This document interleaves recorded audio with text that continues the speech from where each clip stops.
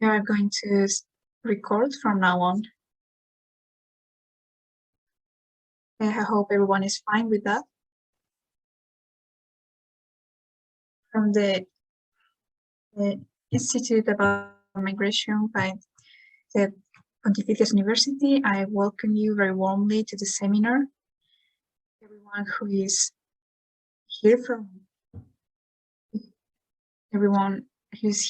different parts of the world. My name is Cecilia Estrada, and I want to dedicate a few words to every refugee in the world, Ukraine, Afghanistan, and so on. I want to reaffirm our commitment to our work. This is the 6th year which we have been talking about forced migration, refuge, public policies, integration, the common European asylum system, the education system. Those are some of the topics we have talked about. However, there was something we hadn't talked about yet, that is forced migration due to environmental problems. I want to thank Lola Guindal and Elena Aguirre from the Interpretations Master at this university, as well as Cristina Alba and Ille, who are interpreting into English this seminar.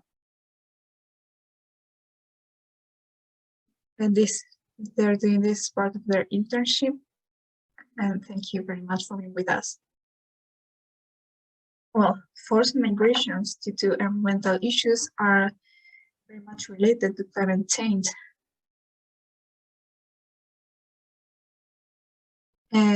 This topic has been dealt with in different research papers, and we are starting to listen to this term climate refugees more in the media.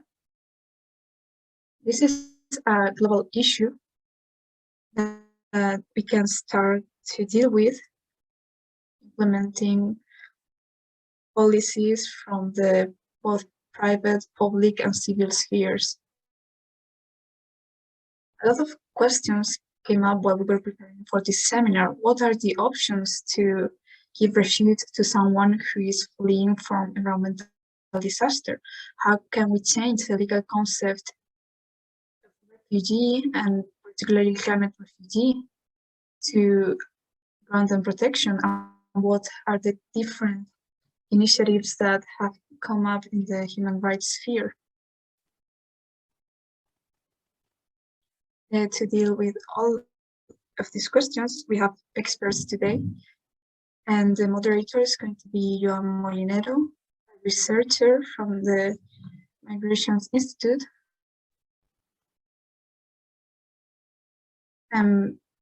Before we begin, I'm going to introduce him. He has a degree in political science administration and also a master's in international relations and African studies, and he has a PhD in political science and international relations. He has been a researcher at the Institute of Economics, Geography, and Demography of the SEA, as well as an associate professor at the Complutense University of Madrid and the Carlos III University. He's a technical secretary of the journal Migrations, and he's been editor of the journal International Relations since 2016. Since 2020, he has been the chair of the Research Committee 32, International Studies, Area Studies, and Globalization of the Spanish Federation of Sociology. Currently, he's a professor for the Master in International Migration at the Pontificia University, and he's a researcher of the Migrations Institute as part of the ICE 2020 project team. So I want to welcome you, Joan. Thank you very much for being here with us today. And well, I give you the floor now. Thank you, Cecilia, for the introduction and for the invitation. It is a pleasure for me to be here. Well, I'm in my house, but I I'm especially interested in the topic we're going to deal with today. I have been trying to with it researcher, and as the public interest grows, it has gained greater importance for my research. I think it's probably going to be one of the most important issues in migration studies for the next decades. So I'm very happy to be here as a moderator. And since I have a secondary role, I'm going to give the floor to the true protagonists. I'm going to introduce each of them before they intervene. So we are going to begin with Beatriz Felipe. Beatriz Felipe Perez works at CICRA, Justicia Ambiental, Environmental Justice. She is a co-founding partner. She is associate researcher at the Center for Environmental Law Studies of Tarragona at the Rovira i Virgili University. She specializes in legal and multidisciplinary analysis of human mobility due to disasters and climate change, and has also focused on climate change science, global justice education, and international cooperation. She has a degree in environmental sciences. She has a PhD in law by the Rovira i Virgili University. Her thesis was entitled Climate Migrations, Challenges and Proposals from International Law. And this thesis got her the Joseph Miquel Prats Prize for the best PhD thesis in 2016. Among other publications, she is the author of the monograph Climate Migration in the National Legal Order, published by Aranzadi in 2019. She also collaborates with the Climate Migrations Platform and volunteers with Engineering Without Borders. As you can see, she has a very interesting career, and it's a pleasure to have her here today. And if it's okay with you, we're going to start with you, Beatriz. Thank you, Joan. Thank you, Cecilia. Thank you for reading my biography. I am really happy to be here with you today. And I'm really happy that there's 104 people listening to this. I'm not used to so many people listening to me, and I'm not used to people being interested in this. It's something new for me. I'm really excited. I'm really thankful for you to invite me. And I'm thankful for all the people who are connected here. I want to say hi to Miriam. I'm really pleased to be here with Nuria again. And I'm also really pleased to be here with Angeles, who we will hear from later on. Nuria and Angeles are going to focus on the law side of this topic. So I will give a general introduction about climate migrations, and we will talk about some things that are important to me. For example, what are we really talking about when we discuss this topic? Gender. And I also wanted to talk about some political advances that have been made during the last few years in the world. But as I said, my colleagues will dive in the law topic. So I'm going to share my screen. Can you see it correctly? Yes, thank you.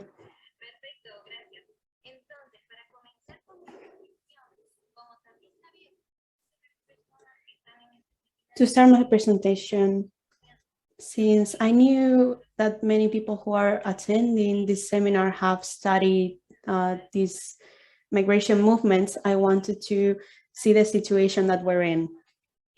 And I wanted to raise awareness to how this situation is intertwined with day-to-day life of so many people. In some cases, it is an expulsion factor, but in other cases is a factor that is intertwined with others, and it forces people to leave their homes. When we talk about an environmental crisis, I want to emphasize that we are not only in a climate emergency situation, which has been declared in so many states, even in the European Union, We are producing more greenhouse gases than we had predicted. The impacts of climate change are affecting more and more people on the planet, but the environmental crisis isn't standing on itself. It is intertwined with other topics. There's a biodiversity crisis, there's a water crisis, there's lots of people who don't have access to water with good quality. We also are in the middle of a pandemic. COVID is still around. And all of these crises are intertwined, and they have the same origin, even though we tend to forget about it. And this origin is capitalism, is based on capitalism. This degrades the environment in certain regions. And this in turn makes people be forced to leave their homes. And why does this happen? I wanted to talk about why am I saying that all of this is kicking people out of their homes. Climate change doesn't act on its own. It affects agriculture, it affects farming, the water systems, everything that is essential to life. And this is why populations who depend on these resources are the ones who suffer the most, at least at first. Now I'm going to focus on climate change, but with this first slide, I wanted to say that it is really difficult to see what comes from climate change and what comes from other causes, because human mobility has several causes. So going back to human mobility induced by natural disasters and climate change, it is due to many causes. As I said, climate change affects farming, food, water quality. And this empowers work conditions and health conditions. And this forces people to leave their homes. We're not talking about huge flows of movement from people from the global south to the global north. And this is something that we tend to see in media. Huge flows of movement, people going from Africa to the European Union. And it is true, these movements exist and they are in big quantities, but most of these movements are inside of the countries. Most people don't want to leave their country.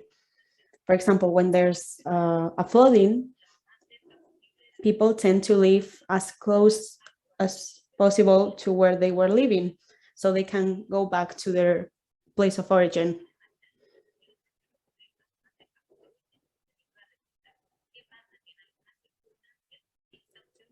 So in some circumstances, this isn't an option. Sometimes the impact of climate change is so severe that there's no hope of good quality of life in that place. So they are forced to have a more permanent migration and at a greater distance. But this vision of international movements and this vision of a need of protection for these people, I'm not saying that it isn't something that we need, but it isn't as close to reality as everything that's occurring today. Most of the times, people move near where this devastation has happened. But this internal migration also has an influence on international population movements. There are some movements related to climate change, for example, due to flooding or a natural disaster. People are forced to leave just to survive.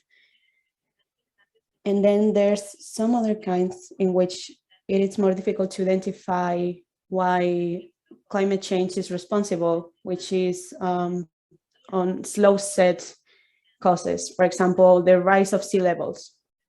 This is not something that occurs suddenly. It occurs at a slow pace, and this difficult living conditions. Sometimes when we talk about climate migration, we think about huge flows of movement, but sometimes it is just a person from a family moving to other place. For example, if they are in a dry area, a person will move to another area to work.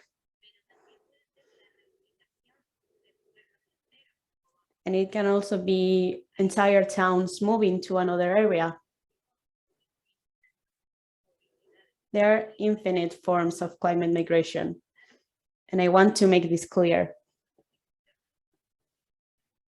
It is not only international, but there are other forms of movement, and they are related to climate change. There are also some situations in which people can't move, and it is due to climate change as well. And sometimes we tend to forget this. Sometimes the effects are so severe that people aren't able to live, even if they want to do so. They don't have the economical resources to do so, for example, or they don't have the material resources to do so. And we have to take this into account. And there are some people who don't want to live, even if they know what could happen to them. There are some studies that have been done in Pacific Islands.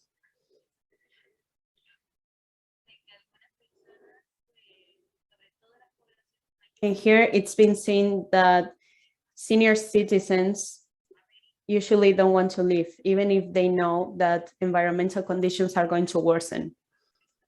They prefer to suffer the consequences than live.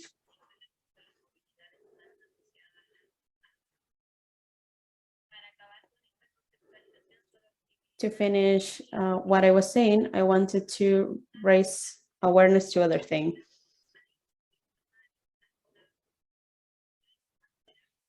There are some populations who are more vulnerable than others in the global south. These populations depend directly on the resources that I listed earlier, for example.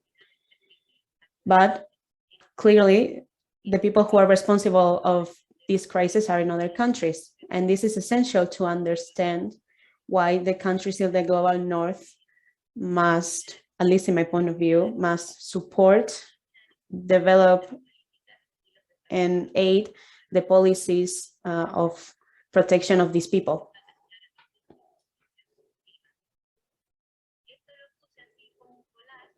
I put this slide as a collage so we could see some realities. These are some kinds of climate migrations that exist. There are lots of more cases, but I put these pictures because I think they're really clear.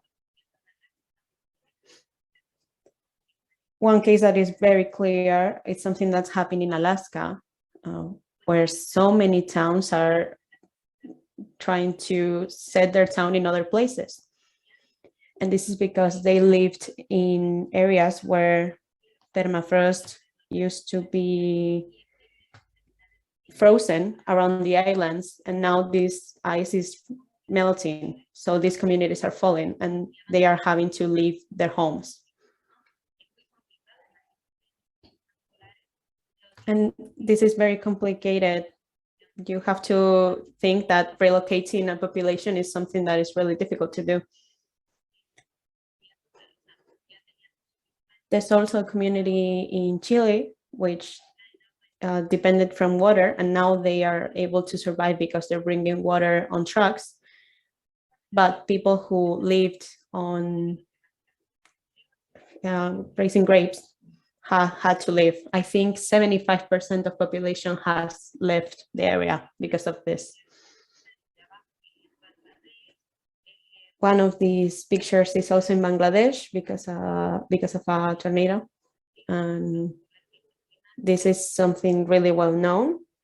And lots of people live from rural areas and coastal areas towards the interior of the country. They go towards Dhaka, the capital. And the capital isn't prepared to have all these people in it.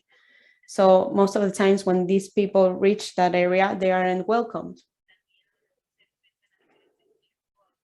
And these people are also facing other climate risks.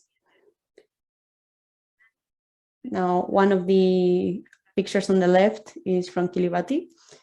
And this is a house that's affected because of the rise of sea levels. And these people have solicited asylum because of climate motives. And that image of a boat, what I wanted to reflect with that is that many people are crossing the Atlantic from the African coast towards the islands. And they are doing this because they're looking for a better standard of life, and they are running away from risky conditions. And these people can't live of what they used to before. These people used to go fishing, and now they don't have these traditional fishing systems. And they also have to leave their homes because agriculture is being affected by droughts. I also wanted to raise awareness towards gender. The climate crisis doesn't affect everyone equally.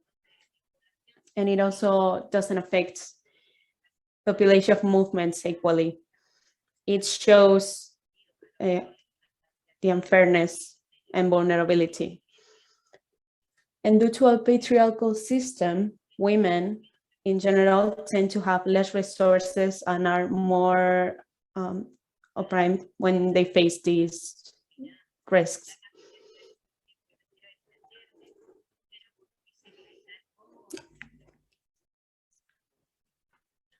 I wanted to show how gender roles are limiting and they worsen the conditions of these people. In many societies, climbing trees or running is taught to little boys, but not girls. And the other day I was watching a documentary that showed this. So when you face a natural disaster, if you don't have the ability to climb or to run, or if you aren't comfortable running away because you don't have a man next to you, this makes more women die in natural disasters. There's also health consequences and education consequences. And I'm sure this has been said, but during the migration process, if men and women face different violence, women usually face gender violence since they leave their homes until they reach their destination. For example, sexual exploitation is something that affects women. And now to finish off, I'm going to talk for a couple of minutes. I know I'm running out of time. To talk about political advances. During the last few years, the political and law advances had been few. They were really slow. But during the last few years, as Cecilia has said, this has been talked about more in media, and we are seeing more research about this topic.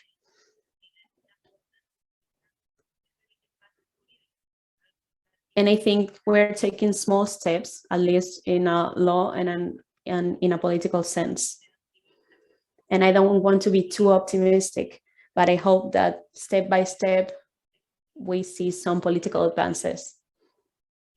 Just to say a few, I wanted to mention that some countries like Cuba and Fiji have developed special politics about climate migration and reunification.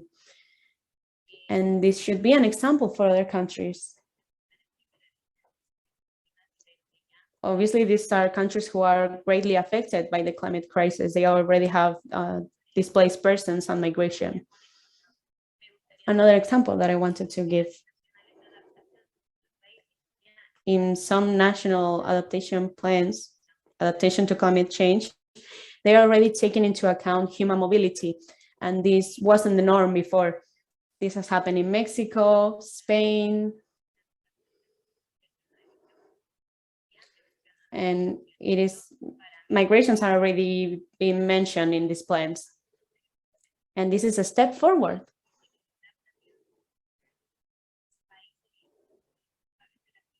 there are also some countries and regions that are responsible of this climate crisis, such as the United States and the European Union have also done something. President Biden returned to the Paris Agreement, which is an important step, of course.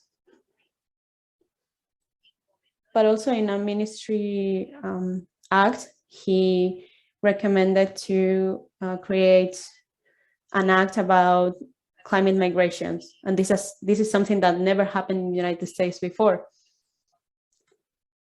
And even if this proposal was slow, at least it shows that a country like United States has done something. And in 2020, in the European Union, there was a debate about creating a humanitarian visa because of climate reasons. And it didn't came into fruition, but I'm optimistic, and I think maybe in the future this will be done. I will stop here because I went over my time, and that way we will have time for the questions. Thank you.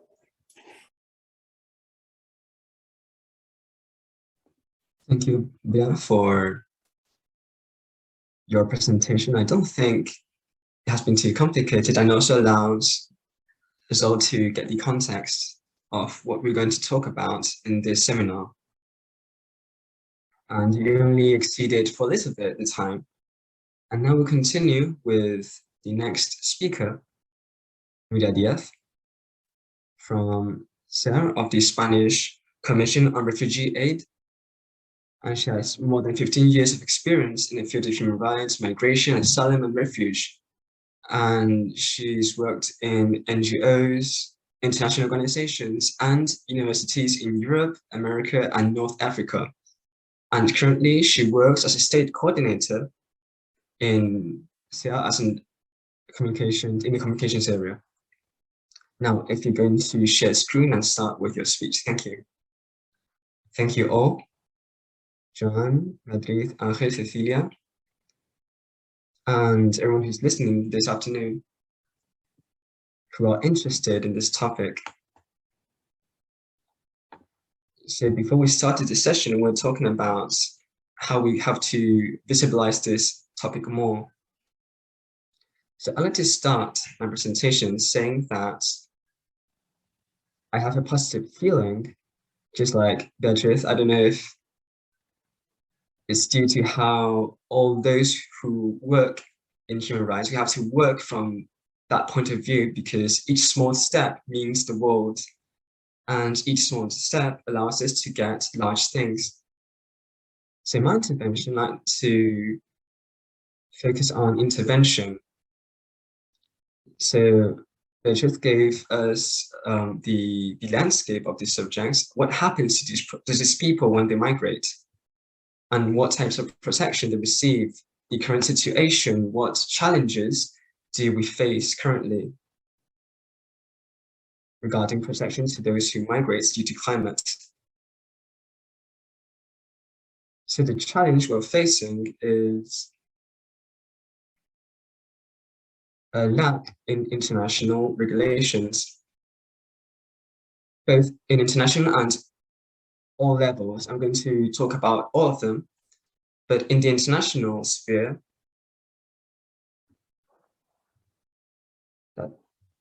these principles serve as a framework for states, and they are commonly used and they are not binding, and we lack binding international texts which protect migrants. Regarding people who have to cross borders, regardless of those who stay within the country where they have to flee, but also those who have to cross borders. So regarding people who have to cross borders in an international level, we have the Geneva Convention of 1951 regarding people, refugees, and this convention doesn't see as climate as a reasonable motive. So it doesn't apply to people who have to cross borders due to climate reasons. So I'm going to talk about this later. But in cases where there are violence generated from lack of resources in the context of a natural disasters and the persecution of authorities, each time there's a link to motives figured in the General Convention,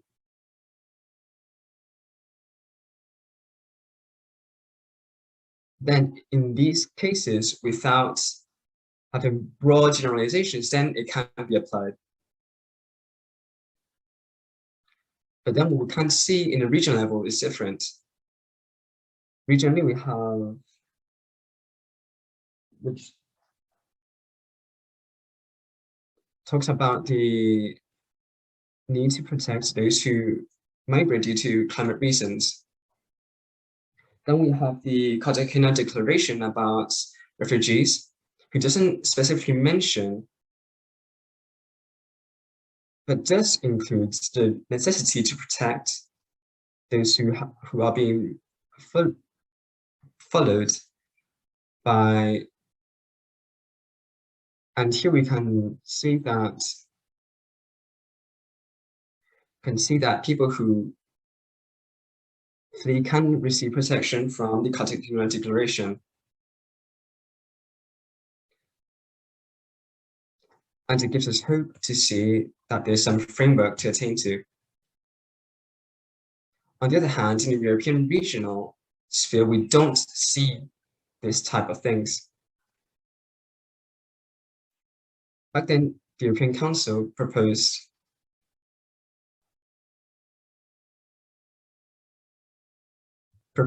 an idea which didn't go through. So what we see is that despite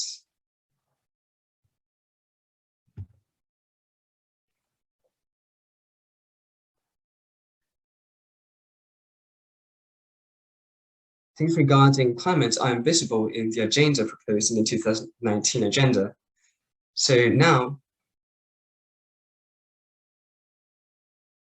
the new Pact on Migration doesn't include mechanisms to protect these people. And as Beatrice said, it's true that there has been some initiatives in the European Parliament. For example, humanitarian visas, and among others, that do promote to give humanitarian aid to those who flee due to climate reasons. But we still need a legal instrument to be approved. So these initiatives haven't prospered, and we hope that they continue moving forward so that they can make this possible. But we don't have in the European sphere some binding instruments. But there is an important thing.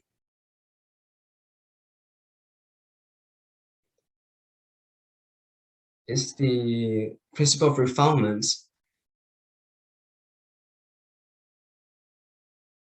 that indicates that people, even though they aren't protected by instruments, that they cannot be relocated back into their country of origin. So this is important to indicate it. And in the state level, what we can see is that most states, despite their legislations, do regulate protection to the citizens in the case of disasters. However, it's different when talking about the people who have to cross borders. So these cases, these type of protections doesn't come from a binding legal text which obliges the state to protect them.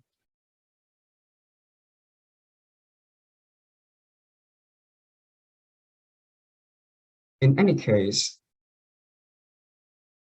I would like to highlight regarding the spirit of having to be positive, that in 2020, Italy approved the humanitarian protection to those people who flee due to climate reasons and who aren't protected by the Geneva Convention. And there has also been advances in Germany and France,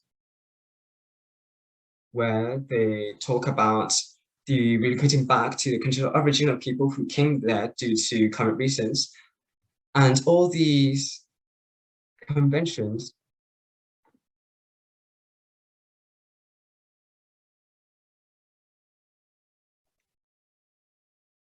so the landscape is that we lack binding text, both in regional, national, and international. But there are things which we can grab onto to help it advance.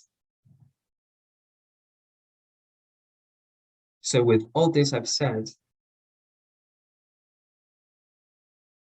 what are the recommendations?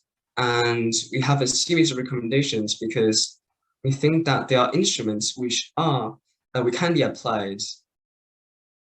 And we talk about Geneva. We think that it can be applied. And we can also do these broad interpretations. Why? Because a severe climate impact causes much more serious impacts than, for example, persecution within Geneva. So on international level, these interpretations, even though inclusive, must be done. Then regionally, like we said before, the task we have to do right now is, what does the European Union do?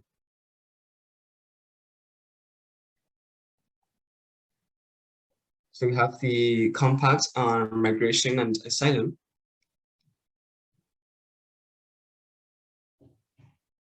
And regarding regulations on the management of crisis, which gives temporal protection. And that this protection can be given due to climate reasons.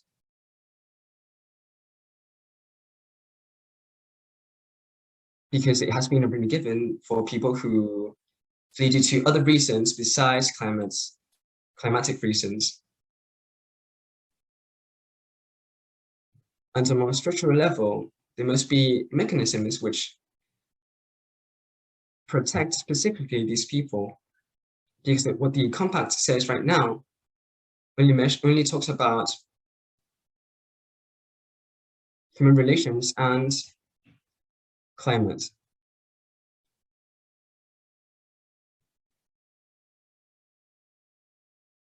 Then regarding the recommendations by the European Parliament about humanitarian bases, then the only important body which gives fast resolutions and protections. So in the European sphere, then this is the influence we're receiving, and we think that it can be possible to create changes, and we hope that these changes are seen soon. Then internally, for example, here in Spain, we think that we have instruments which can be applied. Spain, just like many states, can use broad interpretations of the Geneva Convention, which, for example, can apply a subsidiary protection. On the other hand, we have humanitarian reasons. We can apply these reasons. And also the Article 38 indicates the possibility for people to ask for asylum in embassies, so they can go to a safe country with visas and they can receive protection. And then going back to humanitarian visas, that there's a possibility of giving these visas. So with this, I will finish on the general landscape of all these levels. And I'm going to also mention the defendants who are right now fighting for the displacements for the communities due to climate reasons.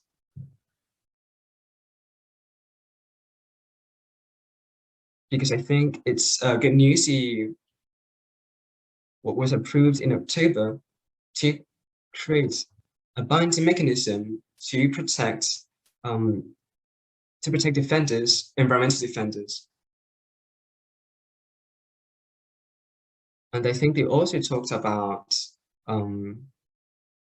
these defendants, and it's interesting to see where it goes in the future. And with this, I give the floor to the next speaker.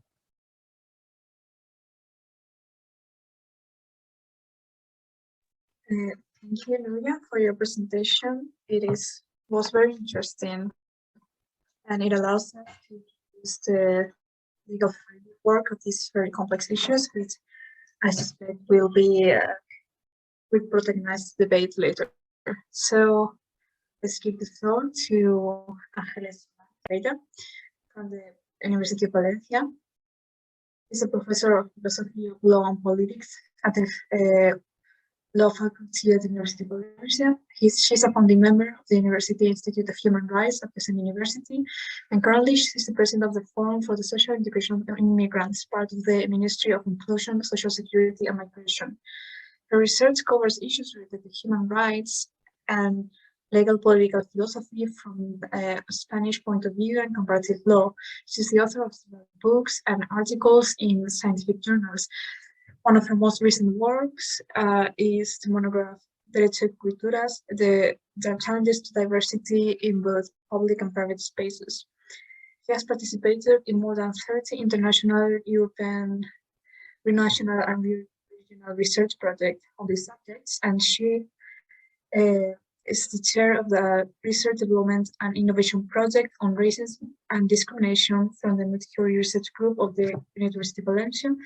She's the director of the Yearbook of Philosophy of Law, and she also participates as a reviewer in some scientific journals. She has carried out research in universities and centers of international prestige, such as Paris, Milan, Brussels, Geneva, London, San Diego, Bucharest, Toulouse, Moscow, and Montreal, among others. As you can see, she has great personal experience on the topic at hand, so it is a great pleasure to have you here with us. And you can start your presentation now. Muy bien. Muchas gracias. Buenas tardes a todas y a todos. Gracias, John, por la presentación. Gracias a la Cátedra de Refugiados Inmigrantes Forzosos del Instituto Universitario de Estudios de Migraciones de la Universidad de Comillas por la invitación. Es un placer estar con Beatriz y con Nuria en la mesa, que nos modere Joan. Gracias a todas las personas que han trabajado desde el instituto para que podamos hacer esta intervención. También a las personas que nos están traduciendo. Yo intentaré hablar despacio, porque siempre hablo muy rápido. Y gracias también a los asistentes por el interés que muestran en este tema, que, como decía muy bien Beatriz al principio, es un tema que muchas veces ha pasado desapercibido o ha sido interesadamente invisibilizado. Yo, partiendo de bueno, les pido perdón por si escuchan música de fondo o petardos de fondo. Estoy en Valencia y son fallas y, bueno, hay aquí mucho ruido de fondo, entonces les pido de antemano disculpas. No había ningún sitio donde no hubiera ruido, así que, bueno, les pido disculpas. Les decía que a partir del punto que ha situado Beatriz, que muy bien ha ofrecido una panorámica general, y también de esta introducción a nivel jurídico que también ha expuesto Nuria, yo quiero centrarme en el aspecto que considero que más tiene que ver con el ámbito del derecho, donde el derecho más puede hacer, que es en la cuestión de los refugiados climáticos. Señalaba muy bien Beatriz que cuantitativamente hasta ahora la mayoría de movimientos o de movilidad humana vinculada al cambio climático se ha producido en el interior de los países, ¿no? Lo que llamamos desplazamientos por motivos climáticos, pero no cruzando fronteras internacionales, como señalaba también Nuria. Pero probablemente en el futuro esto puede cambiar, y sobre todo la cuestión relevante en el debate internacional es que no existe ninguna figura expresamente creada para afrontar estas situaciones. La diferencia fundamental, y esto podemos ahondarlo en el debate, entre el caso de los desplazados climáticos a nivel interno en el Estado y los refugiados climáticos, es que los desplazados, con todos los problemas que pueden tener desde la dimensión jurídica que yo les quiero presentar, siguen siendo nacionales de ese Estado. Mientras que, como muy bien señalaba, y además ahondaba en una cuestión en la que ahora me detendré, Nuria, sobre la devolución, la posibilidad o la imposibilidad de retorno de estas personas, cuando hablamos de refugiados climáticos, cuando se cruzan fronteras internacionales, el gran problema es que muchas veces se confunde todo dentro del término, movilidad jurídica, movilidad humana, movilidad humana que habla de migrantes cuando jurídicamente son extranjeros, de personas desplazadas si están en el ámbito interno, de personas que deberían ser refugiados pero que no tienen una figura jurídica para acogerse al refugio. No existe ningún instrumento internacional, como ha dicho Nuria, que regule la cuestión del refugiado climático, pero tampoco existe en el ámbito del cambio climático, tampoco existe ningún instrumento que establezca obligaciones para los estados en relación a estas personas.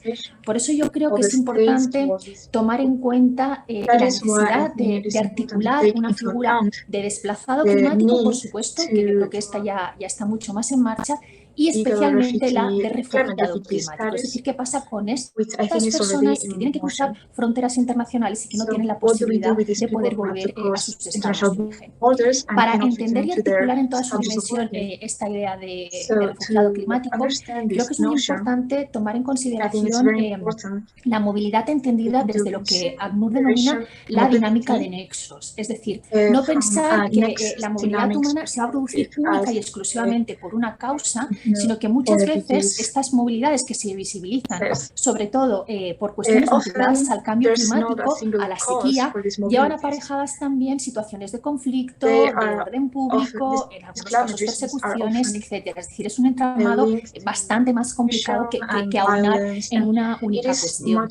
Insistir en la idea de refugiado climático, desde mi punto de vista, es comprometerse a que este tema no se invisibilice. Es decir, existe una tendencia, vamos a decir, bastante mayoritaria fuera del ámbito de los derechos humanos en reconducir este tipo de movilidad humana al ámbito de las migraciones, pero jurídicamente al ámbito de la extranjería. Es decir, a que estas personas sean tratadas como extranjeros, ¿no? A mí, por ejemplo, la idea de los visados humanitarios, etcétera, en principio me parece buena, pero en la práctica le veo el problema de su duración, es decir, entrar con una protección limitada compromete en el tiempo a no poder renovar la situación jurídica en la cual uno se encuentre. Esto lo podemos discutir luego en el debate. Por eso yo quisiera ahondar en el término más garantista que de momento, en mi opinión, existe, que es el de refugiado, ¿no?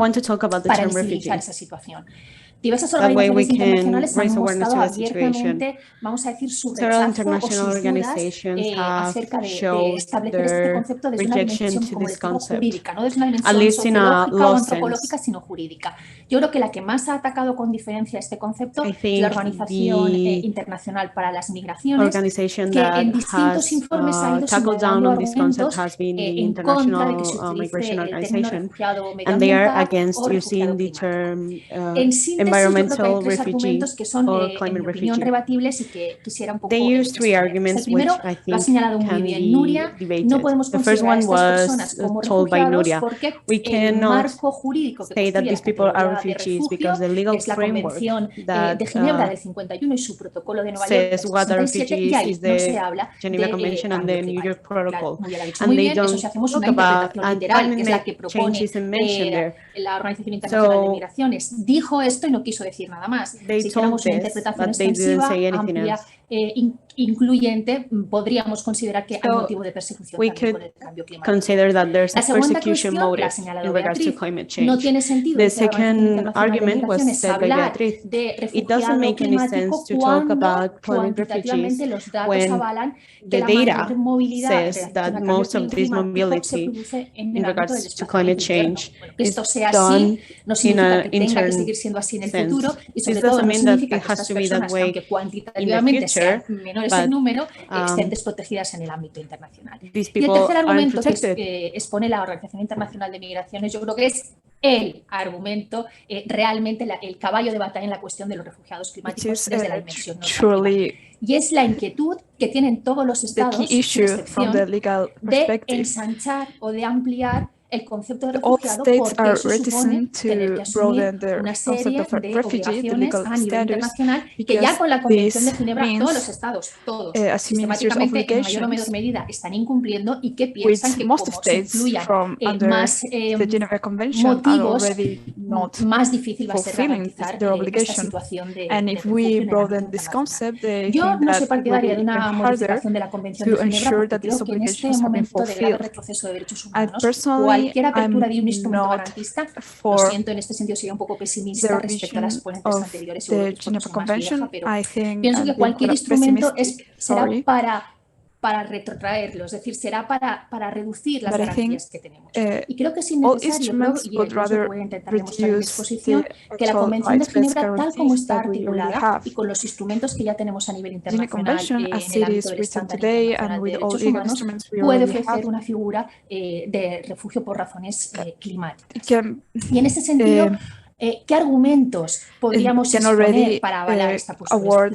¿Cómo podemos avalar jurídicamente que es posible construir la idea de refugiado climático como estatuto jurídico más garantista, que no es excluyente de otros, pero sí, más garantista, sí mejor, ¿no? La primera idea es la idea de que estas personas que se ven afectadas sistemáticamente y de manera incondicionada, es decir, no hay otra alternativa, ahora pondré algún ejemplo, por el cambio climático, son personas que están en situación de necesidad de protección. Es decir, tienen una forma de persecución que no es una forma de persecución fácil de demostrar, no es una forma de persecución física, digamos, al uso, como la establece la Convención de Ginebra, pero sí que les coloca en una situación de indefensión o de necesidad de protección por parte de otros estados. En ese sentido, en la práctica, si no tenemos una figura de refugiado climático, cuando estas personas llegan a las fronteras internacionales, la primera catalogación que se va a hacer de ellas es que son personas que están en el ámbito de la extranjería, ¿no? Y ahí entraría toda la dinámica de flujos irregulares, etcétera, porque no pueden ser potenciales solicitantes de asilo porque esa causa no está incluida.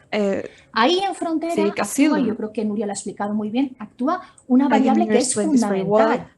¿Pueden estas personas ser devueltas a sus países de origen? El principio de non-refoulement, no devolución, solo actúa si entendemos que son potenciales solicitantes de asilo, es decir, que pueden ser potenciales refugiados, porque la categoría de tercer país seguro, que es la que va unida a la idea del principio de no devolución, en mi opinión, también tiene que ser revisada a la luz de los cambios climáticos. Es decir, un país que tiene comprometida en buena medida, o al menos en una zona completamente, la posibilidad de vida, la posibilidad de desarrollar una vida, y ahora pondremos algún ejemplo para que se entienda mejor, no es un tercer país seguro, porque se va a sufrir una persecución que va a hacer inviable la vida de esas personas que vuelvan a ese lugar. Para precisamente poder reconducir a estas personas a esa posibilidad de solicitar el refugio, hay que introducir la idea de cambio climático. Yo creo que iniciativas que se han dado a nivel internacional, como la iniciativa Nansen, o por ejemplo la plataforma sobre desplazamientos por desastres, que sigue también pues los 10 principios de la iniciativa Janssen, y cómo proteger a estas personas en el contexto de desastres y cambios climáticos está muy bien, pero nos devuelve de nuevo ante el punto de partida.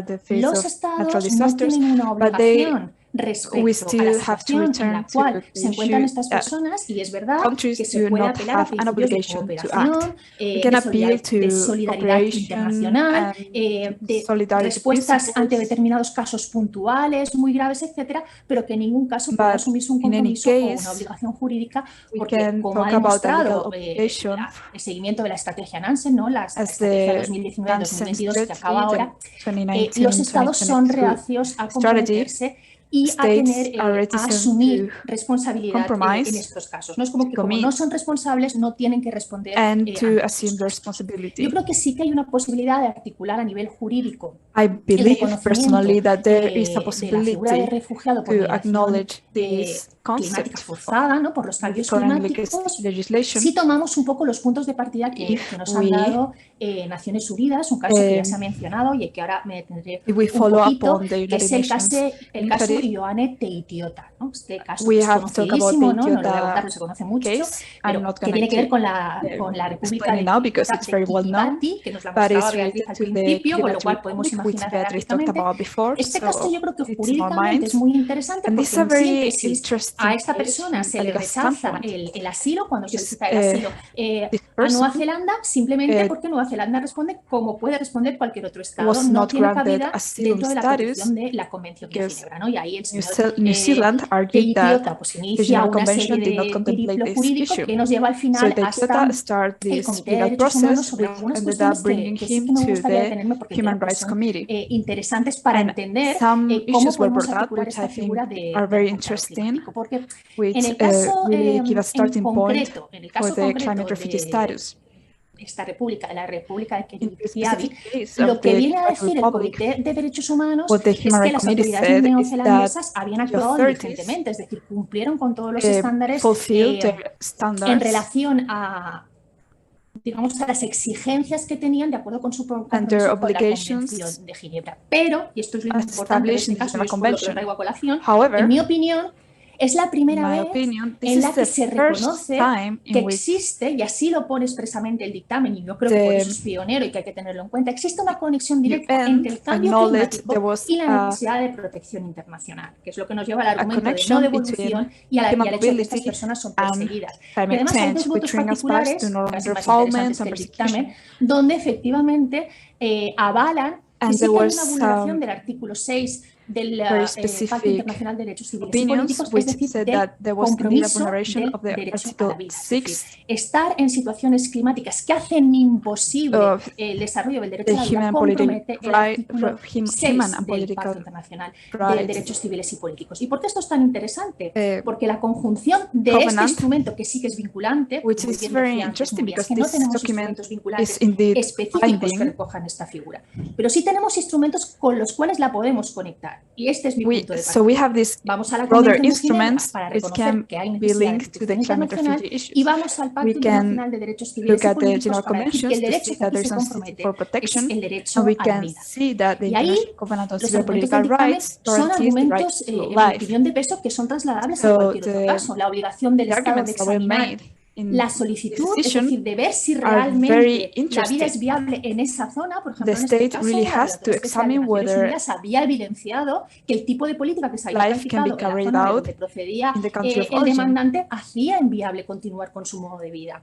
La obligación del Estado de no devolución was, o de Teitiota's expulsión y el peligro que puede as sufrir well el solicitante as porque the ese danger tercer Estado that no the permita el seeker desarrollo de la vida, artículo be 6, o under no permita if the poder said state esquivar does not riesgos allow the reales de right to life, enfrentarse a tratos inhumanos o as degradantes, el stated artículo in 7 Article del 6, pacto, es decir, poner en práctica la observación can be general under número degrading 31 que conditions, recuerda a as las stated in the autoridades Article 7. administrativas y judiciales que deben de ser informadas So, de el cumplimiento de las obligaciones en the relación al judiciary instruments Habla have también to específicamente del derecho a la vida guarantee y habla that de un these mayor compromiso de la comunidad articles are internacional. being fulfilled. ¿Por qué el dictamen se convierte This así, en mi decision opinión, also en talks about a pionero?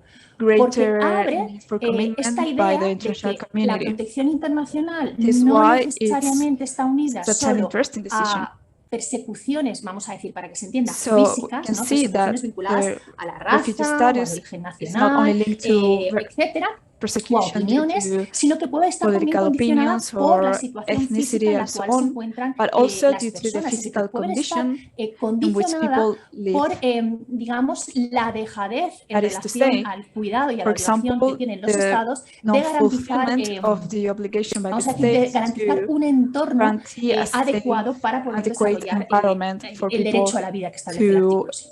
Y esto es muy interesante live. porque si conectamos esa necesidad de protección internacional esos derechos que ya son vinculantes porque están en el pacto, con la obligación que tienen los estados a nivel de protección del medio ambiente, pues surgen otros principios que yo creo que aquí también van a ser aplicables. Hay una doctrina, la que yo me sitúo, que es muy minoritaria, ¿no? En la cual pensamos que en estos casos, en los casos de apostar por personas que podrían beneficiarse del estatuto de refugiado por condiciones climáticas, deben de tenerse en cuenta también por parte del Estado que ha provocado esa situación, si ha cumplido los principios que desde el punto de vista del medio ambiente le corresponden. Y en concreto me estoy refiriendo al principio de precaución. Es decir, si ha cuidado el clima o ha generado situaciones de tal impacto medioambiental que pueden suponer una lesión o un daño directo. Esto puede ser el estado en cuestión, pero puede ser también un tercer estado, porque los terceros estados en este sentido también son responsables. Es verdad que esta idea del principio de precaución avanza muy lentamente, pero tenemos algunas sentencias pioneras, por ejemplo, yo creo que el caso Ugenda en Países Bajos, que hace responsable directamente al Estado de las emisiones de CO2 para que decrezca, ¿no? Y a partir de ahí le pone una sanción, pues apela ya a este principio de precaución para establecerlo como una obligación específica que tiene el Estado, y también alguna sentencia más reciente que tenemos, por ejemplo, del año 2021. En el año 2021, el Tribunal Administrativo de París, en una sentencia inicialmente de febrero del 2021, sanciona a Francia por su falta de compromiso en la lucha contra el efecto invernadero. Es una sentencia muy interesante. La primera es de febrero del 2021, la segunda de octubre de 2021, donde establece las sanciones, porque lo que viene a decir es que el Estado incumplió sus obligaciones en cuanto a, vamos a decir, cuidados, el principio de precaución y la responsabilidad que tenía en relación al medio ambiente, y que eso, esto es un importantísimo que está en la sentencia de octubre de 2021, eso generando un daño ecológico directamente causado por el incumplimiento estatal de sus compromisos climáticos, que hace que el Estado tenga una responsabilidad. Cruzar esta idea de la responsabilidad del Estado por el incumplimiento en relación al cuidado que tenía que haber realizado en el ámbito medioambiental y aterrizarlo en la protección de las personas que nos da la Convención de Ginebra y que nos da el Pacto Internacional de Derechos Civiles y Políticos, es ya un mecanismo para poder articular mínimamente esta idea de refugio climático, de refugiado climático. En este caso es muy interesante porque además el gobierno francés tiene para cumplir las sanciones que se le han impuesto hasta el 31 de diciembre del 2022. Es decir, que a partir de ahí se puede revisar si efectivamente se ha cumplido o no se ha cumplido con esas sanciones y hasta qué punto pueden considerarse que continúan siendo exigibles, vamos a decir, esas responsabilidades que el Estado no ha afrontado. Tomar estos puntos de referencia, este y otros casos, porque me quiero pasar de mi tiempo, tomar estos puntos de referencia yo creo que son fundamentales para insistir que a largo plazo sería deseable que tuviéramos una regulación específica de la figura de refugiado climático, porque vamos a necesitar esta protección en el ámbito internacional. A corto plazo, como es inaplazable establecer este nexo de conexión entre cambio climático y movilidad humana, vamos a utilizar los mecanismos que ya tenemos. En el ámbito internacional, iremos a la idea de refugio climático; en el ámbito nacional, a la idea de desplazamiento en contexto de desastres.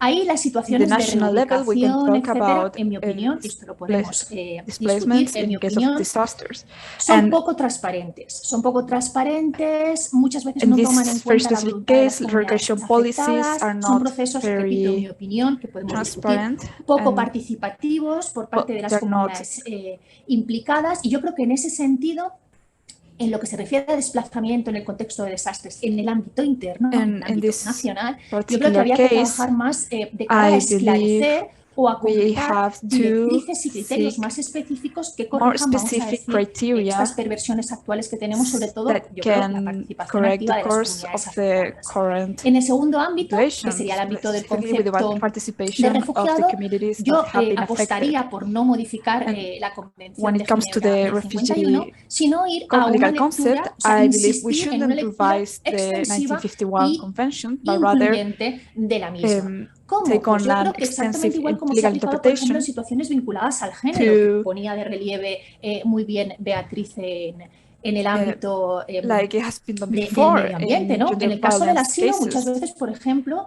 las And when it comes mutilaciones to genitales asylum, femeninas se han discutido often si podrían estar amparadas female por ese genital motivo de mutilation persecución que have establece la been Convención de Ginebra del considered to 51 y han be sido los under the tribunales, con protection su of the Geneva lectura Convention, extensiva, sin necesidad de and the modificación de courts la with their Convención, extensive quienes han ido interpretation concluyendo without estos needing to supuestos que en modify the realidad, en original mi opinión, text, es solo adaptar una have been norma able muy to garantista para el momento en el que surge, fíjense que es del 51, muy adapt this garantista from a a right-based nuevas realidades perspective sociales. La nueva realidad and adapt social it to new inclusiva social que necesitaríamos realities. adaptarla sería la movilidad forzada vinculada al ámbito de las causas climáticas. So we ¿Y need to cómo adapt avalaríamos this esa text to the new introducción reality de una of lectura climate-induced human extensiva? ¿Cómo mobility. podríamos How justificarla para can que los we estados asuman justify esa this obligación? extensive Pues yo creo que interpretation so el states principio de can fulfill precaución their que les mencionaba obligations? anteriormente Well, y el the principio de precautionary responsabilidad principle internacional que and los the estados duty tienen of en care el that ámbito del medio states ambiente have when son, it comes to climate desde mi change punto de vista, are, los from my mejores point of avales view, para acreditar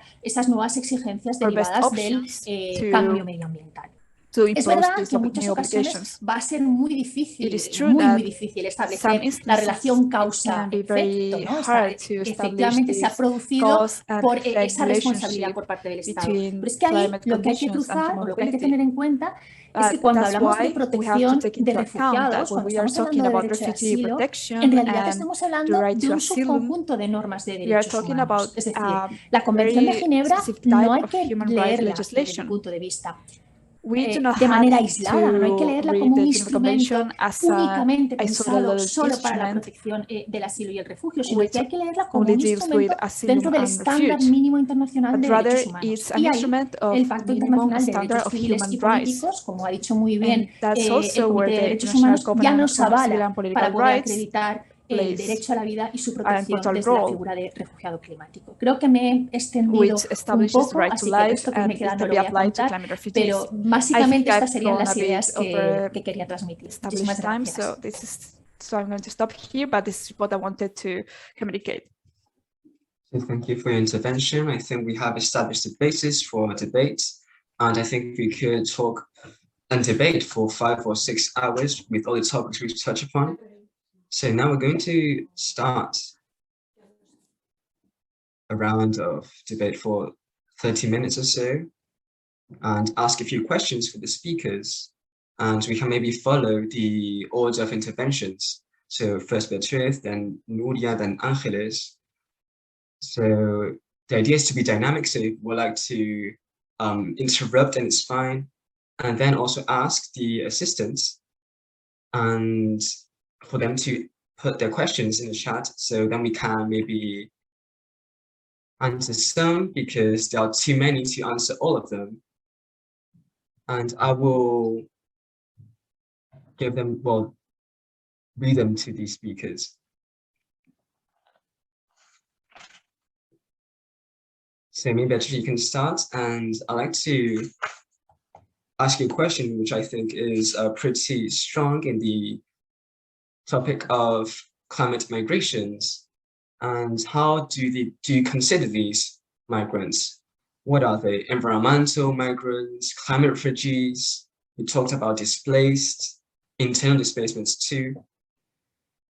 What's the most useful category to understand these type of humanitarian movements?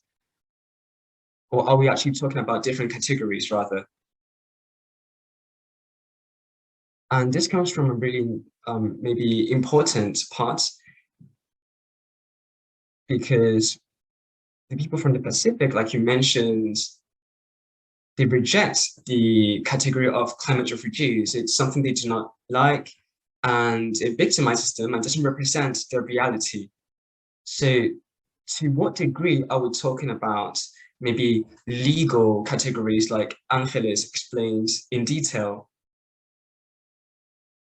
For us, what she explained for us to adapt to the reality, and that they may not reflect the entire reality. So this is the question I'd like to ask you. What do you think? Thank you, Yuan, for your question. And it's true that we could talk for hours and hours on end. And when I was doing my thesis, I think that for the first year, I was trying to understand differences between categories, legal concepts, when we analyzed the studies of migrations, when it was studied from the point of view of geography, because each one used a different definition, and all that is really complex. And also, it's such a fragmented concept, and each one has their own conceptualizations. And as it's a new topic, and with a lack of politic advocacy, then added to the lack of links, then in my point of view, then I think that usually they're talking about the same thing, but with different words. So I'll always use climate migrations, and I use the definition of one of the organizations which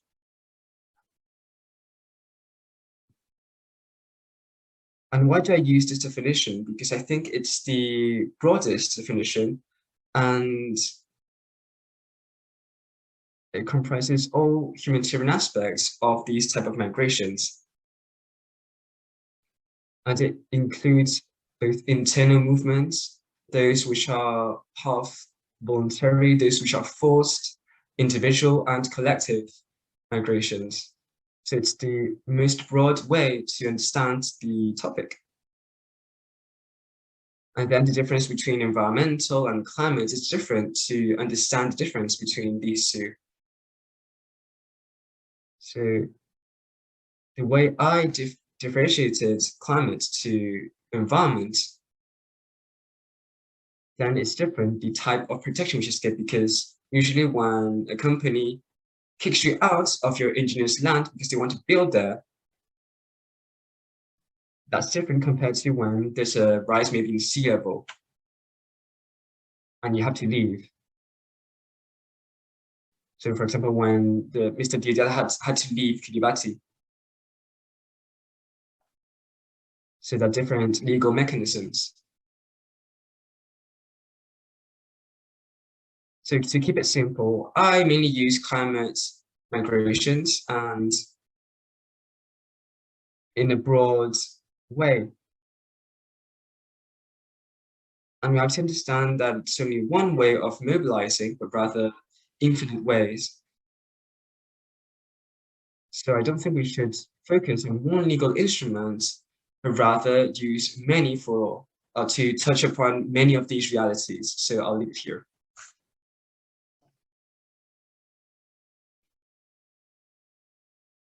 Okay, Jan, maybe I spoke too soon. No, continue. To make this dynamic, well, we have seen that in the report on climate, which Beatrice also mentioned, we talked about climate migrations, but we also differentiate within this concept as it talks about forced displacements. But in any case, it is true that due to a lack of a consensuated terminology, then it seems that in an international level, it cannot be resolved in the short run.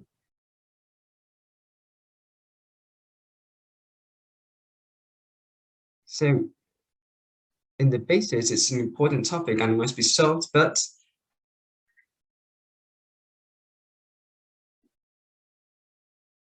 talking about the analysis which Angelos was giving, what types of protections are there and who are the responsibles to protect? And what instruments do we have to do this?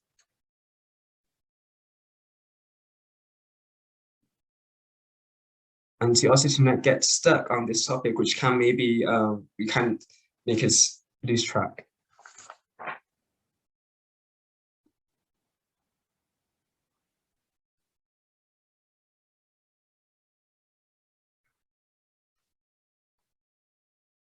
And I agree with Beatrice to use climate migrations. It's much broader as a analysis field and it includes different realities. But from my own analysis, which I insist is legal, as Nuria said, that these people aren't taken to the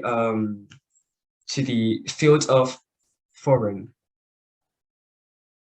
Because as I said, when they reach a state of necessity, then these people are taken to foreign policies. And in this aspect, I like to talk about climate displacements because they have national protection, like I said. And in the international level, I insist that we have to push forward this concept. And talking about climate refugees doesn't talk about not having enough protections for climate refugees and such. But this protection, which allows being able to have asylum, and it's true that each person analyzes the situation from their own point of view, but it also includes all the foreign laws and such.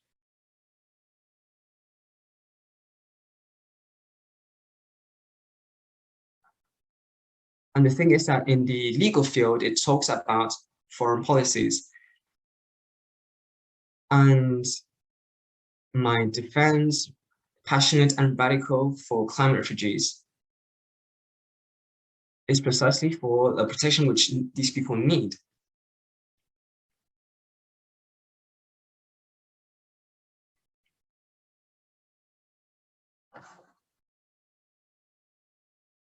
So stemming from what you're talking about, who would be a climate refugee?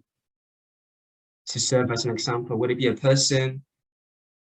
Because these categories apply to populations from different states, for example, Tuvalu, as their potential climate refugees. So a climate refugee would be a person who has reached a destination, or are they in a potentially in an environment which could potentially be displaced due to climate reasons.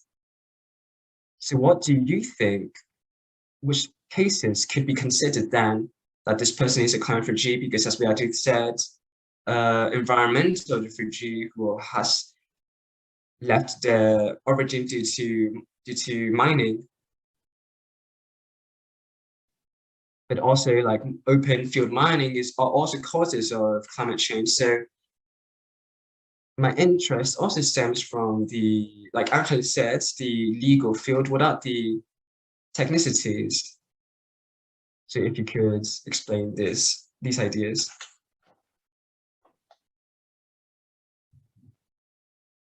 Well, I think your question is perfect. It's really complex to see what the limits, and even I usually don't know.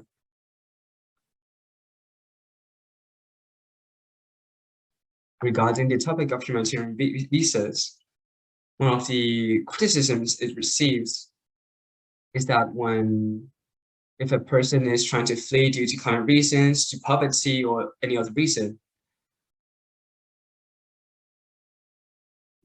so now why allow this person to leave due to maybe a drought or any other reason? So our way to visualize this is to use maps which could determine certain parts in the planet where it included people who are especially vulnerable, for example, the islands in the Pacific. So it's, as you said, that there are many studies which show that the inhabitants do not want to leave and do not want that category. So there's an image of all these people who come that we are climate warriors, we're always fighting, and so we are there to fight. But there's the different vision, which says that you can fight, you can try, but Ahmed agree with me that no matter how much we fight, that due to, and even with all climate policies, these people won't be able to live there. So my answer is I do not know, confused, and unclear. So I'm sure Angeles will be able to give a clearer picture.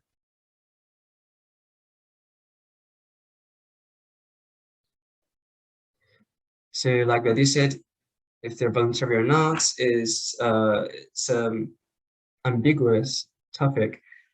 So it's true that when talking about a refugee,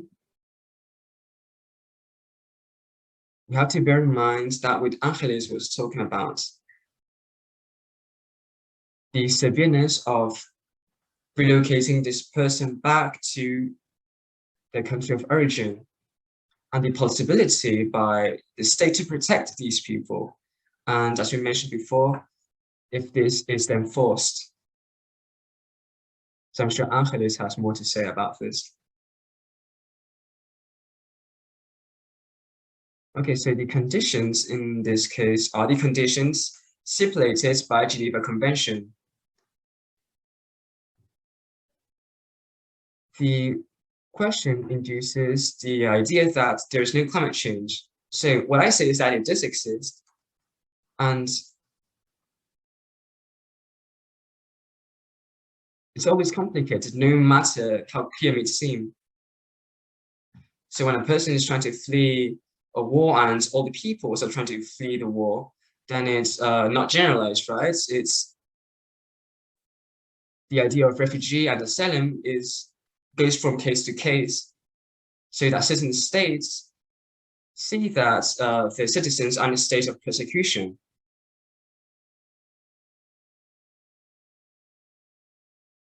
So all this are established by current regulations, for example, New York Declaration. So what you said, which I find interesting, is that people do not want to self-define themselves as climate migrants. I think this is great because if one chooses to not cross a border because they want to stay where they are, as to reivindicate as in a way forced displacements, then I think that those are personal choices which are understandable. But that's not my point. My point is that one person is in a status of necessity, in a status of persecution, that do need protection and do not have any legal body who protect them, and which takes them to the borders and then they receive non-passing. Then the needs of a body to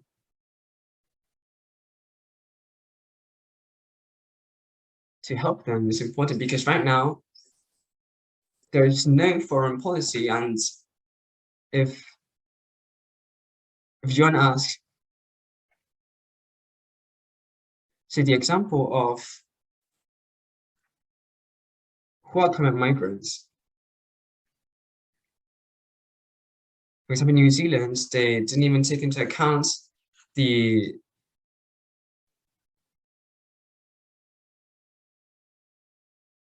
but if this person doesn't want to access this act, then he doesn't need to. The thing is that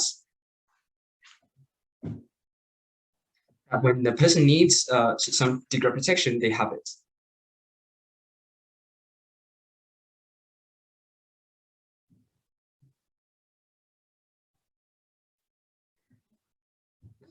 So maybe I should avoid trying to get into other subjects. But certain doubts do appear that if we consider, for example, micro islands in which life is considered to be not possible, then, for example, the people who come from there, then they should be able to access the status of climate migrants. And also the idea that migration is a factor, is an idea with many factors.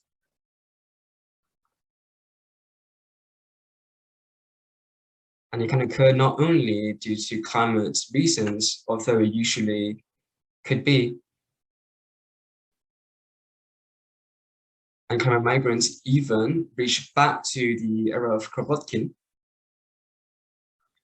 where people could not produce agriculture, so they had to leave. So my question would be, if an island is completely drowned, then the people who come from maybe desertified areas and people who come from places where there has been a loss of biodiversity and places where there has been a loss of the local fauna,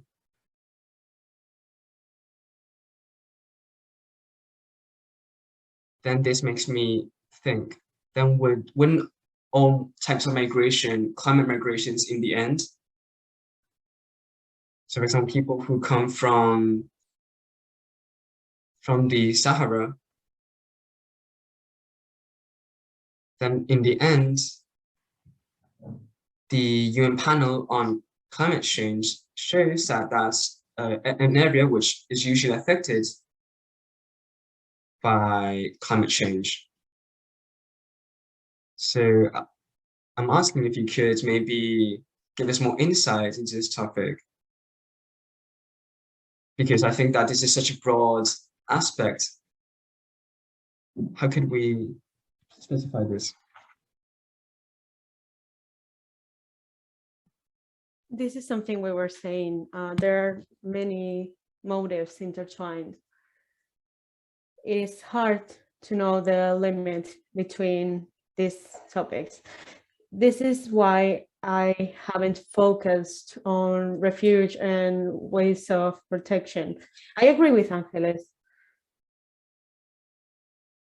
But I think before we focus law and policies on this topic, we have to focus on people.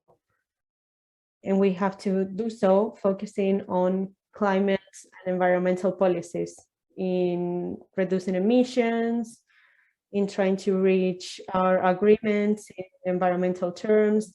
We have to make the states and the enterprises accountable. I think it's great that we are focusing on this. But I think that before we have to focus on people not leaving their countries.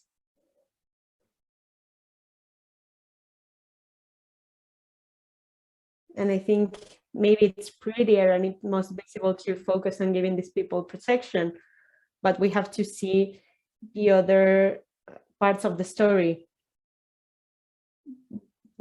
Some people will fit in on Geneva, but in our global context, this won't happen in the short term. This is why, under my point of view, we have to look for other strategies, other agreements, other foreign laws. These laws have to be done for people who want to leave. Maybe have collective agreements, not that many individual agreements. I don't know. This is why I try to look for other ways and not try to focus just on the protection of these people. We have to look at the bigger picture.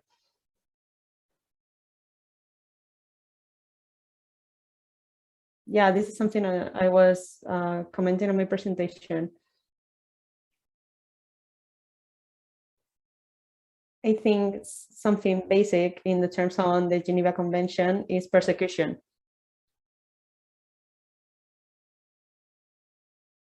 The person that you're talking about, John, we're supposing that they are suffering of persecution that could be on Geneva terms.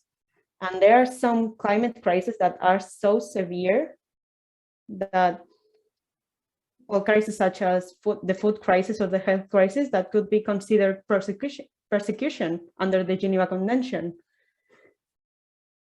And this is why we are asking the law to have a bigger interpretation of this persecution term and to consider these people climate refugees. I fully agree with both my colleagues. Obviously, if we could act before, we wouldn't have to get to this moment. but this is something that we are doing. In regards to John's question, could these people be affected by climate change? Well, this is like a person who comes from an impoverished area. We could consider them a third-party national, because if you come from an impoverished country, you will come to Europe to work. I think this is a stereotype on refugees, but we have to look case to case.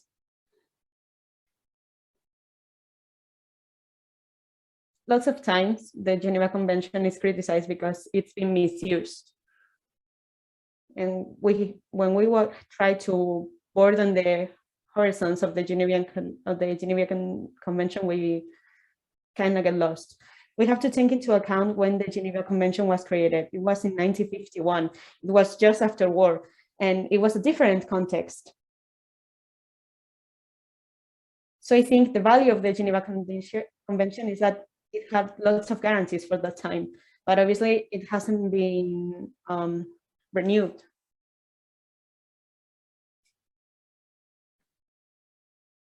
I'm not saying everyone who is affected by climate change should be a climate refugee. I agree with Nuria, there are several positive possibilities.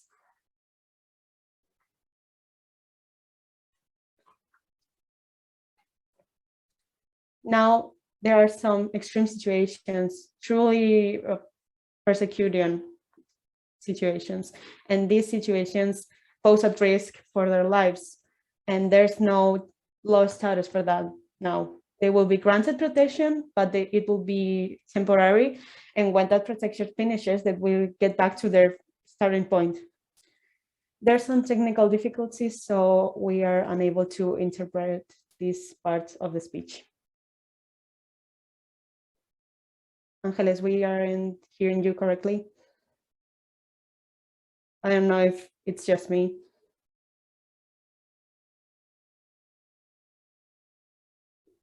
It's kind of automatic.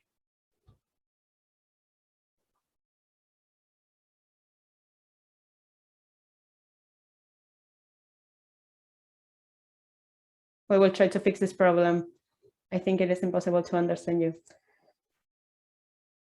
But you were reaching the end of your intervention, so thank you, Angeles.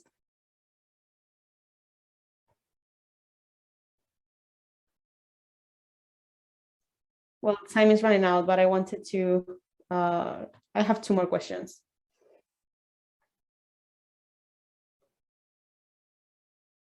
The first one would be, well, there's been reject in the international community to accept that climate change is a reality, especially during the Trump administration. But now we acknowledge that climate change is a reality, but we have a problem with how to tackle this problem. Obviously, data has shown that we are really far from stopping this rise of the temperatures, and now the pandemic has made that this drops to another level.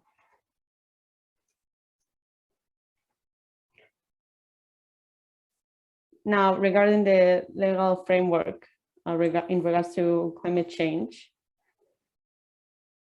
I was wondering, do you have expectations of a true debate taking place, a debate about climate refugees? Because obviously accepting that climate change is a reality and knowing that it is a real problem is something really new. It's been a problem for decades. So are we taking human mobility into account when we discuss climate change?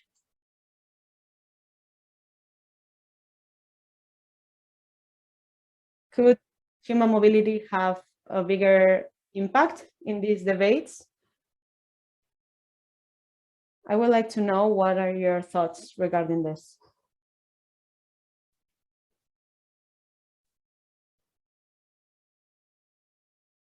Well, I think a few years back, there was an idea of creating an international treaty regarding displacements of climate change. So in an academic sense, there was a new protocol created.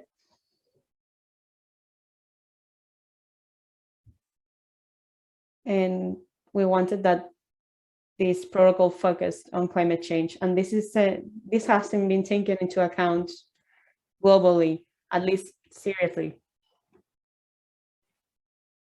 It's been just proposals.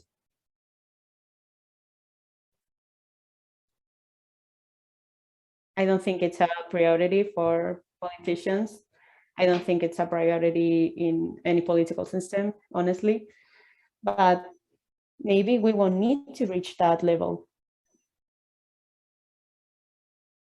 If we want to interpret the Geneva Convention in a broader sense, we don't need states to debate or to open up a legal process to try to create a new framework. Maybe states, little by little, and everyone who is involved in the concession of refugee status, everyone could interpret this in a broader way.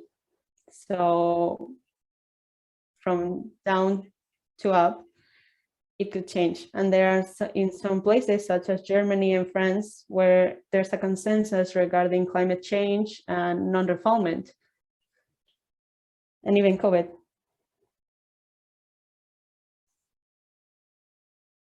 I mean, of course, this has been influenced by the United Nations examen that was talked about by Angeles, but I mean, I may be pessimistic, but I don't think this will be a priority in the short term. I don't know what my colleagues think. I agree with Beatriz. I think in a political sense, we've always looked at this question from a humanitarian standpoint, which is good, but it isn't enough. These people need a defined act. They need to be protected from the persecution that they are suffering. So it's been seen from a humanitarian standpoint. I'm not really optimistic regarding this. I do not think that this will be something that they will focus on, but I think we can keep working on making advances in that sense. As Angeles said, maybe this isn't the time to update the Geneva Convention, but I think we have to continue working on this topic. And in certain cases, when a person has to be regarded as a climate refugee, they have to be granted citizenship. But I don't think we should say that all cases are the same. And we have to fight for those specific cases. For those cases that we consider that can be granted refugee status. And they are usually really hard to get, as we have seen.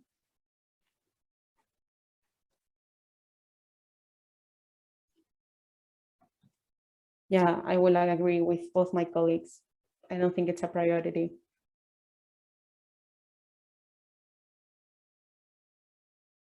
I think we'll see how this asylum right is changing.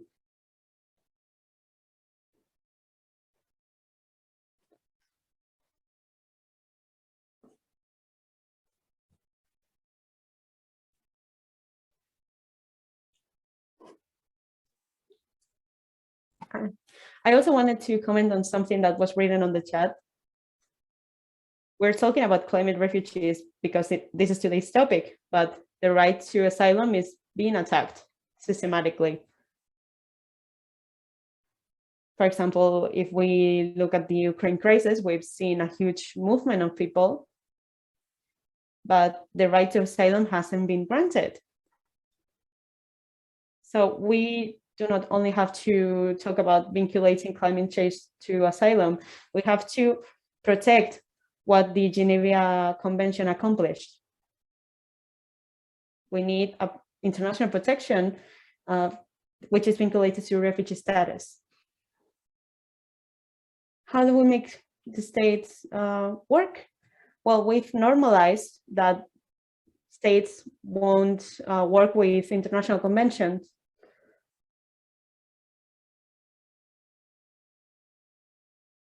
Systemically, states aren't reaching their quotas in the sense of asylum, and this is not acceptable, of course. So we have to really work towards acknowledging that they are not third-party refugees. Is it a priority? No, I don't think so. I think we're going back. And I think in our areas of work, it is our duty to insist that this is a basic human right, the right to have rights, obviously. So we cannot discuss that. It is not up for debate. And this is obviously in regards to climate change, but with time we will have to add more causes, obviously.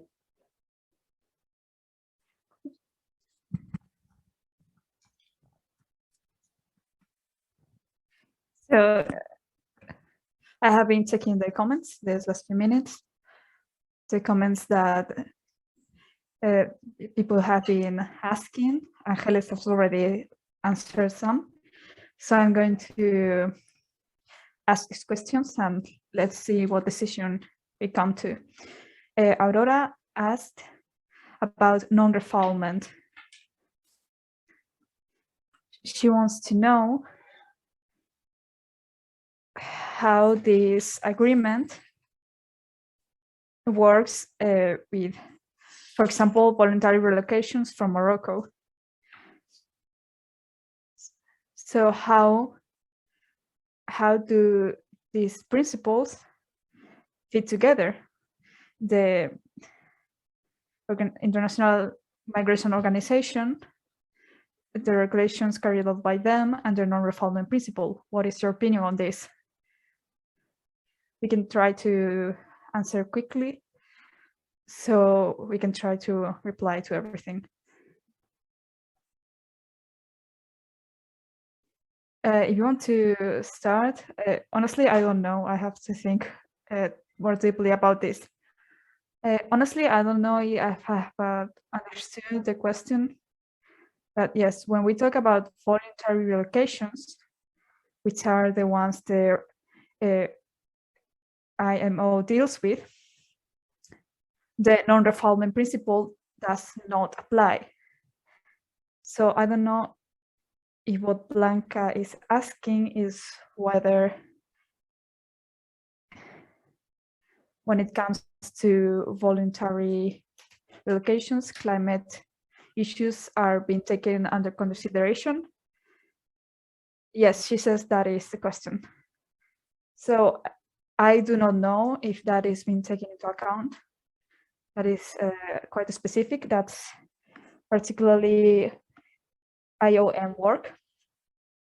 So yeah, I personally do think that it should be taken into account as along other questions that are being taken into account when we talk about relocations. Well, they're not being taken into account. In fact, this is appears in some reports by the IOM, which is one of the most reticent organizations to acknowledge the climate issues. This concept of relocation is tied to the idea to return to a third safe country. So the non-refoulement principle does not apply because voluntary return is not under the umbrella of asylum and refuge. Instead, the place to which they return to is supposedly a third safe country. That is how they are categorized. So, of course, I think that some of the IOM decisions can be subject to criticism. This is a type of human mobility that is quite significant, that definitely can fall under voluntary relocation, but it overlooks some cases that are really not related to this general mobility, meaning it cannot fall under voluntary return. If your country, for example, is underwater and it does not exist anymore, you cannot return. You need international protection because you don't have no place to return to. So if I understood the question, the non-refoulement principle does not apply because the country of origin is considered as safe country. I'm going to tie this with Antonia Victoria's comment, which is similar to one of the questions I asked, but I think it ties very well with what Angeles was saying. He says that since the 19th, we started to meet a lot of arrivals from Senegal, this south of Sahara. So just them to emigrate. Well, we have always talked about underdevelopment, economic reasons. As Antonia Victoria says, overfishing, salinization, and so on. Could this fall under the climate refugee category? So the question is it safe to return to Senegal? What is the line between safe and unsafe? Well, this is just what we're talking about. In this particular case, aside from the debate whether they are environmental or climate refugees, there is a need to establish safe pathways for people who have to leave their countries forcefully. In this current state in Spain, this is not being fulfilled at all.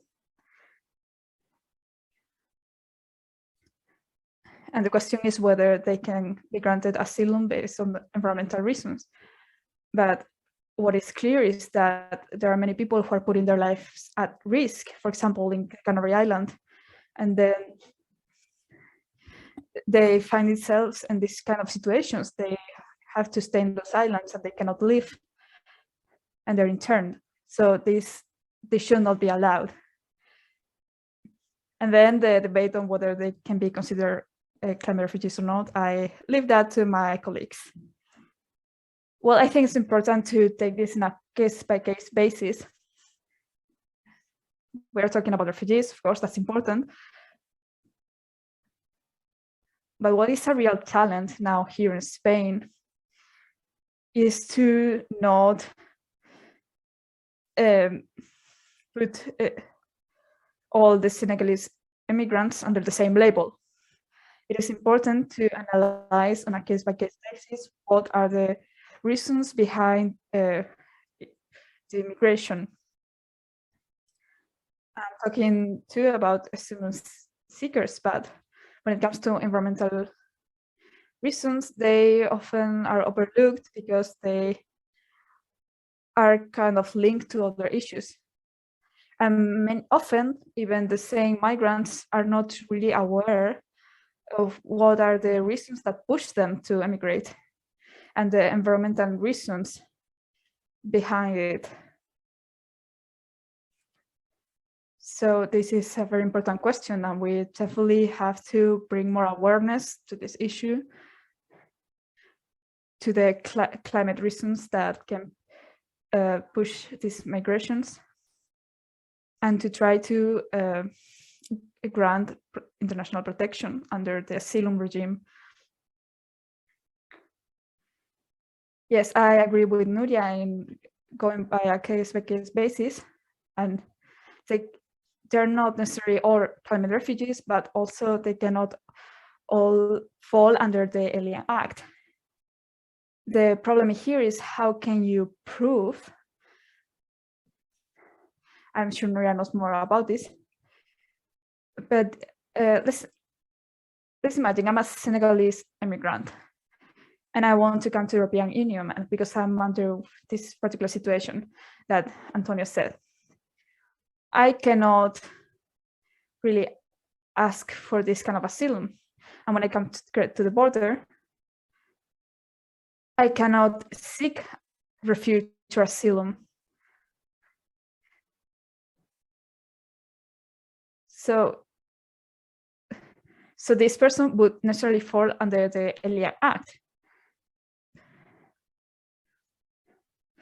So what I really want to get to is that they're not all climate refugees, but they're not all economic migrants or illegal immigrants, which is the commonly used label. Because this leads to not acknowledging the specific circumstances of each person. So we cannot say they can all be climate refugees, but this can be the same case in different types of persecution. Often the burden of proof is, well, it's difficult to prove. But I think that to talk about this issue,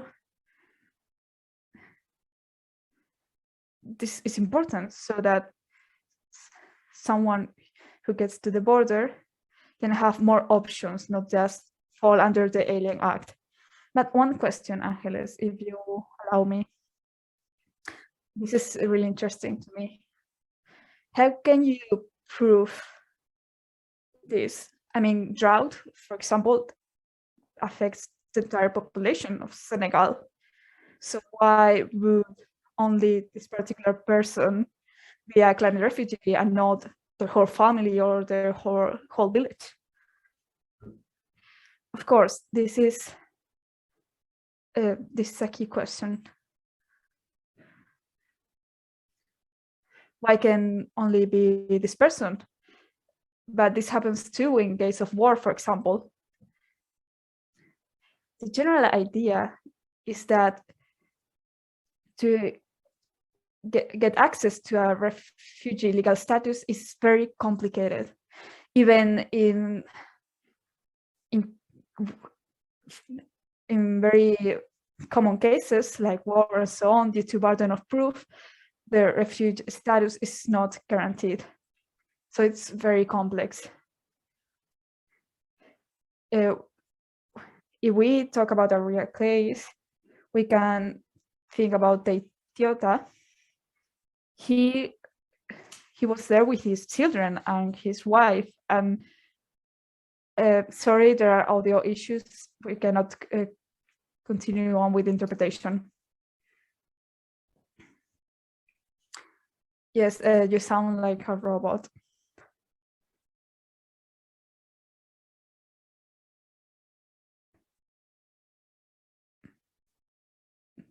No.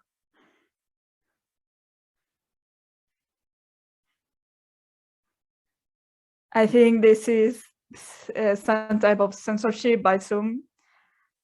We are never going to be able to listen to the end part of her interventions. So since there are only 5 minutes left, I'm going to ask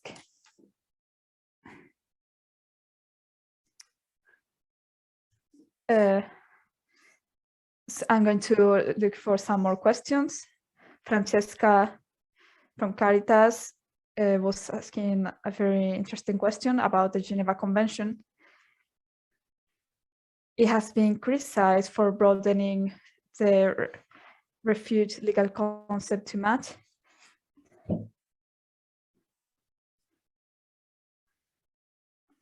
But on the other hand, we talk often about the very restrictive approach that states take when it comes to access to refugee status. So if we add to this climate refuge as a legal concept that can be hard. Paulina commented before, I think this has been addressed. And Silvia Costa asked 3 questions, but we can only deal with one of them due to time issues. So I'm going to ask one of them, maybe you can answer it very briefly. Do you think that in the climate refugee category, would there be a first case, second case refugees? Meaning, would there be more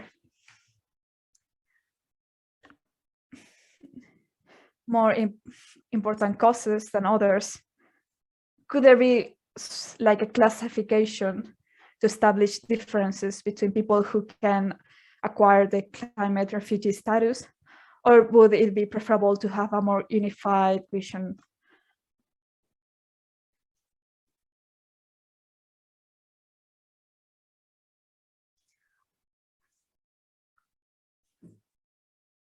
Well, regarding your last point, and relating it to the case-by-case thing we were talking about, what we need to look at in asylum cases in general, not just climate cases, is every person's particular situation. How is this one particular person from Senegal being affected? Taking into account where they live, their resources, and so on. These cases are sadly not really looked at in Spain at the moment. So I think that's why we have to be bringing more awareness to it and have those people talk about these issues as well.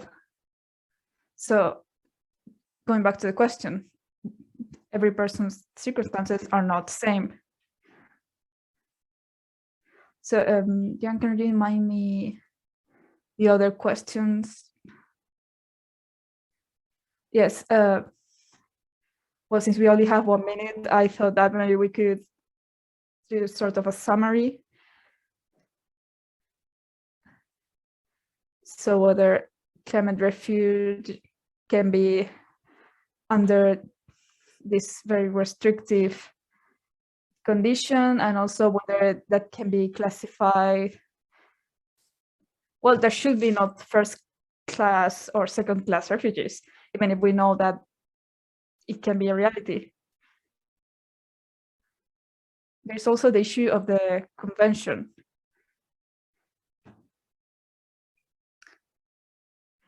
Does that mean denaturalized? Well, in general, I believe that in our current legal context, we have to attempt broad and extensive interpretations of the Geneva Convention, which was approved in 1951, and they have to be interpreted according to the current reality. So this is the idea we have to have in mind to move forward. And this issue, the climate refugee issues, is really going to be tied to safety and border issues, and even pushback to human rights. Thank you very much, Nuria and Beatriz or Angeles. If you want to finish off and have us, we can conclude this seminar. Yes, I have to underline everything that Nuria has said. We cannot forget the environmental and climate issues. Of course, we have to talk about protection in human mobility, but myself, as someone who is concerned with environment and a person that lives in this planet, I think it's very important to move forward environmental policies so we can try to stop these involuntary forced migration movements. And that's where I'm leaving this at. I don't know if my mic works well.